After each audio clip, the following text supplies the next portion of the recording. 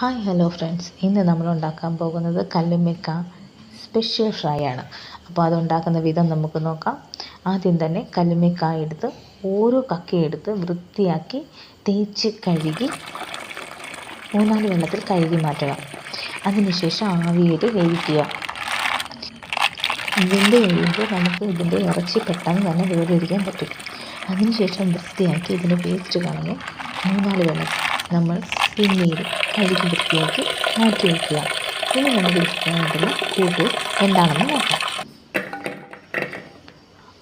ഒരു 250 കൊച്ചുള്ളി, ഒരു 10 അല്ലി വെളുത്തുള്ളി, 3-4 പച്ചമുളക്, ഒരു തക്കാളി, ചെറു കഷ്ണം ഇഞ്ചി,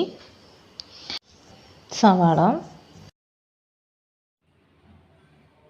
പിന്നീട് നമുക്ക് തേങ്ങാക്കൊത്തിന് ഒരു മുറി തേങ്ങ, പിന്നീട് മുളക് പൊടി, മല്ലിപ്പൊടി, മഞ്ഞൾപ്പൊടി, ഗരം മസാല, പിന്നീട് നമുക്ക് കുരുമുളക് വേണം, പിന്നെ നമ്മളുടെ സ്പെഷ്യൽ കറിവേപ്പില വേണം. അതിനുശേഷം നമുക്ക് ചട്ടി വെക്കാം, ഇഞ്ചി വെളുത്തുള്ളി മൂപ്പിക്കാം, അതിലേക്ക് കൊച്ചുള്ളി ഇട്ട് കൊടുക്കാം. നന്നായിട്ട് വഴണ്ട് വരുമ്പോൾ സവാള വേണം. ഒരു സവാള അരിഞ്ഞത് ചേർക്കണം. നന്നായിട്ട് വഴറ്റി വരുമ്പോൾ നമുക്കിതിലേക്ക് തക്കാളി ചേർത്ത് കൊടുക്കാം. തക്കാളി ഒന്ന് മൂത്ത് കഴിയുമ്പോൾ നമുക്ക് പച്ചമുളക് ചേർത്ത് കൊടുക്കാം.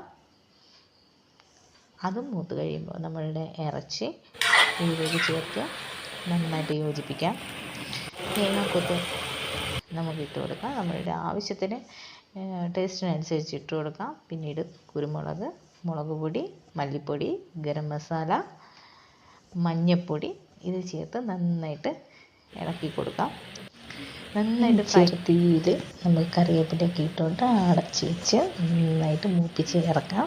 അപ്പോൾ ഇതെല്ലാവരും വീട്ടിൽ ട്രൈ ചെയ്യുക. സൂപ്പറാണ്. വീഡിയോ എല്ലാവർക്കും ഇഷ്ടമായെന്ന് വിശ്വസിക്കുന്നു. സബ്സ്ക്രൈബ് ചെയ്യുക, ലൈക്ക് ചെയ്യുക. ബൈ.